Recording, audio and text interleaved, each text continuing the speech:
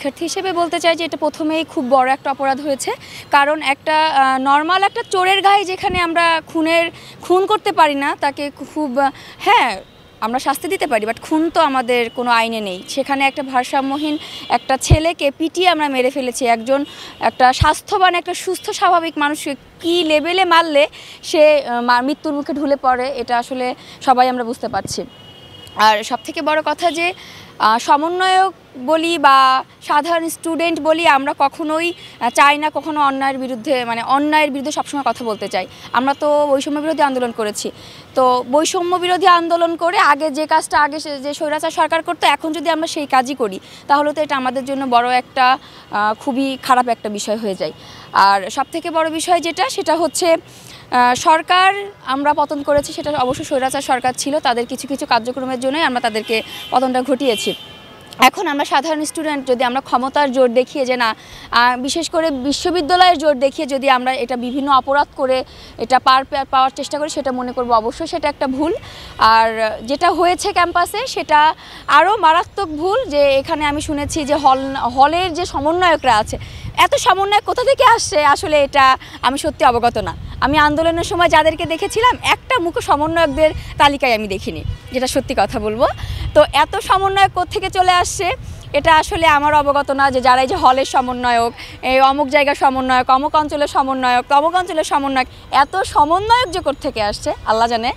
তো এই যে সমন্বয়কদের পাওয়ার খাটিয়ে তারা যে অন্যায়গুলো করে যাচ্ছে, আগে যে কাজগুলো আমরা দেখতাম যে লীগের কিছু হাতে গোনা কিছু লীগ করতো, তারা এই যে লীগের পাওয়ার খাটিয়ে এটা করতো, এখন তারা সমন্বয়কের পাওয়ারটা খাটিয়ে এই যে একটা অন্যায় করে যাচ্ছে। তো আমি একটা কথা বলতে চাই যে অন্যায়ের পক্ষে বিপক্ষে সবসময় ছিলাম, সত্যের পক্ষে সবসময় ছিলাম, আছি। সত্যটা বলবো, এতে যদি আমার ক্ষতিও হয়ে যায় সেটা আসলে আমার আল্লাহ ভরসা। আসলে একটা কথা আছে যে স্বাধীনতা পাওয়ার চেয়ে স্বাধীনতা রক্ষা করাটা সবথেকে বেশি কঠিন কাজ। হ্যাঁ, আমার মনে হয়েছে যখন আমার সামনে অন্যায়গুলো হয়েছে, আমি একজন স্টুডেন্ট হিসেবে আমার মনে হয়েছে যে আমি কোনো দলের পক্ষ থেকেও আসিনি, কোনো সংগঠনের পক্ষ থেকেও আসিনি, আমি একজন স্টুডেন্টের পক্ষ থেকে এসেছি। তো স্টুডেন্টের পক্ষ থেকে আমার মনে হয়েছে যে আমার স্টুডেন্টদের সাথে আমার ছাত্র সমাজ বলেন বা ছাত্রী সমাজ বলেন, সবার পক্ষে যখন আমি ছিলাম, তাদের সাথে অন্যায় হয়েছে, এটা বিচার করে আমার চোখে লেগেছে, আমার মনে লেগেছে যে না, এটা তো অন্যায় হচ্ছে, তখন আমার মুখ খোলা উচিত। তো এই চিন্তা বিচার করে আমি তখন রাস্তায় এসেছি, আমি কথা বলেছি, আমি আন্দোলনে ছিলাম, শেষ পর্যন্ত ছিলাম। কিন্তু এখন যেটা হচ্ছে এই এত অরাজনৈতিকতা, এত বাজে অবস্থা দেশের, আমি বলবো যেখানে সেখানে অন্যায়ও কমে নাই, দুর্নীতিও কমে নাই, শুধু মানুষগুলা চেঞ্জ হয়ে গেছে। যারা এই যে অন্যায়ের নাম আমরা চিনতাম যে অমুক অন্যায় করে, এই নামে চিনতাম আমরা, এখন সেটা অন্য, তারা অন্যায় ঠিকই ধরে আছে, শুধু মানুষগুলো চেঞ্জ হয়ে গেছে। আগে আমরা লীগের ট্যাগ লাগায় অত্যাচার করতাম, আমরা এখন বাংলাদেশের পতাকা মাথায় লাগায়ে আমরা লাগানোর পরে আমরা এখন মানুষকে অত্যাচার করে যাচ্ছি। শুধু স্থান পরিবর্তন হয়েছে বলবো না, সবকিছু আগের মতোই আছে। আমার মনে হয় না যে এখন সবকিছু টোটালি চেঞ্জ হয়েছে। আপু, আরেকটু বিষয়ে যাবো, সেটা হচ্ছে যে আপনি দেখেছেন বিগত দিনে ছাত্রলীগের রুম থেকে বিপুল পরিমাণ মদের বোতল, মদের অনেক কিছু বের হয়েছে। আমরা অনেকেই বলে যে এখনও শিক্ষার্থীরা মদ সেবন করে, মাদক সেবন করে বিভিন্ন অপরাধের সাথে জড়িত হচ্ছে। আসলে একজন শিক্ষার্থী যারা ঢাকা বিশ্ববিদ্যালয়ে পড়াশোনা করে, তাদের কাছ থেকে এরকম কার্যক্রম জাতি আশা করে কিনা, কি মনে হচ্ছে আপনার কাছে? অবশ্যই শুধুমাত্র কোনো স্টুডেন্টের কাছে থেকেই এগুলো আশা আমরা করি না, আমরা না, পুরো দেশ জাতি কেউ করে না। কারণ স্টুডেন্ট আমরা হচ্ছে ভবিষ্যৎ। আমরা যদি আমাদের ভবিষ্যৎ হয়ে, যদি দেশের ভবিষ্যৎ হয়ে আমরা সেটাকে নষ্ট করে ফেলি, সেটা অবশ্যই একটা অপরাধ। আর একটা বড় কথা যে স্টুডেন্ট শুধুমাত্র ঢাকা ইউনিভার্সিটি না, আমি বলবো যে এখানে প্রত্যেকটা জায়গার পাবলিক বলেন, প্রাইভেট বলেন, ন্যাশনাল বলেন, মাদ্রাসা বলেন, প্রত্যেকটা জায়গার স্টুডেন্টরা আমরা একসাথে হয়ে আন্দোলনটা করেছি। তো এখানে সবথেকে এখন যেটা আমি দেখছি ইদানিং বিভিন্ন গ্রুপ পোস্টে দেখছি, ফেসবুকে দেখছি যে আমরা আলাদা হয়ে যাচ্ছি, আমরা পাবলিক আলাদা হয়ে যাচ্ছি, আমরা প্রাইভেট আলাদা হয়ে যাচ্ছি। তো এটা তো আসলে না, যে আমরা স্টুডেন্টরা যখন মাঠে নামি তখন সাধারণ মানুষ, সব জায়গার স্টুডেন্টরা আমাদের একটা পছন্দ, আমরা স্টুডেন্ট, আমরা কে পাবলিক থেকে আসছি, কে প্রাইভেট থেকে আসছি, এটা আসলে আমরা কখনো বাদ বিচার করে রাস্তায় নামিনি।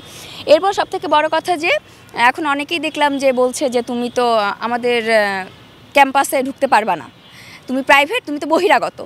তো এই বহিরাগতটা কোথায় ছিল? তখন তো একটা আমাদের স্লোগান ছিল যে, তো তখন তো সবাই একসাথে, যে সবাই কিছু হইলেই বলো যে হ্যাঁ আসো রাজুতে আসো, আমরা সবাই একসাথে আছি। তাহলে এখন কেন এরা সব বহিরাগত হয়ে গেল? আমার কোশ্চেন একটা, যে এদেরকে এটা বলা উচিত হচ্ছে না। পাবলিক বলেন, প্রাইভেট বলেন, সবাই স্টুডেন্ট, একসাথে আন্দোলন করেছি। যারা মাঠে ছিল সবাই যোদ্ধা, আমরা সবাই একসাথে যুদ্ধ করে, বলা যেতে পারে একটা যুদ্ধই, 24-এর একটা যুদ্ধ বলা যেতে পারে, সবাই একসাথে লড়েছি। এখানে কাউকে আলাদা করে দেখার কোনো মানে আমি মনে করি যে নেই। সবাই এই যে সমন্বয়ক বলে যাচ্ছে যারা, যে আমি সমন্বয়ক, আমার ক্ষমতা বেশি, এটা করা ঠিক না। আপনি স্টুডেন্ট, আমিও স্টুডেন্ট। এ ধরনের শিক্ষার্থীদের উদ্দেশ্যে কি বার্তা আপনি দিবেন? এই স্টুডেন্টদের জন্য আমার একটাই বার্তা দেওয়ার আছে, এগুলো ভুলেও করবেন না। আমরা আমাদের অতীতটাকে না ভুলে যাই, ঠিক আছে? এটা অতীতেও করে এসেছে আমাদের যারা ছিলেন অতীতে, যারা ক্ষমতা দেখিয়ে গেছেন, তারাও কিন্তু এইগুলোই করে গেছেন। তা আমরা জানি আমাদের অতীত ভুলে না যাই, তাহলে আমরা স্টুডেন্টরা আবারও যাতে রাস্তায় নামতে না হয়, লং টু মার্চ দিতে না হয়, এটাই বলে যাব। অন্যায়ের বিরুদ্ধে স্টুডেন্টরা সবসময় ছিল, সবাই ছিল না, কিছু কিছু যারা এখনও আছে, যারা এখনও অন্যায় করে যাচ্ছে, ক্ষমতার জোর দেখিয়ে যাচ্ছে। তো এই সমন্বয়ক বলে দাবি করাটা নিজেদেরকে প্লিজ একটু বাদ দেন। আমরা সমন্বয়ক বলতে শুধু 7 জনকে চিনি, এর বাদে আমরা কোনো সমন্বয়ককে চিনি না। এই সমন্বয়ক বলাটা নিজেদেরকে আসলে বাদ দিতে হবে। সবাই স্টুডেন্ট ছিলাম, আছি একসাথে। ইনশাল্লাহ যদি ভবিষ্যতে কোনো দরকার হয়, আমরা সবাই স্টুডেন্ট আবারও একসাথেই নামবো, এটাই আমার সব থেকে বড় পাওয়া। আর দেশ সংস্কারে আমি বলবো যে সবাইকে এগিয়ে আসা উচিত, শুধুমাত্র স্টুডেন্ট না, যে যা জায়গা থেকে আমি মনে করি যে সবাইকে এগিয়ে আসা উচিত। যে দেশটা তো আমার সকলের, এই জেলা আমার, ওই জেলা আমার না, পুরা দেশটাই আমার। তো পুরা দেশটাকে সংস্কার করতে গেলে আমাদেরকে এগিয়ে আসতে হবে সবাইকে একসাথে।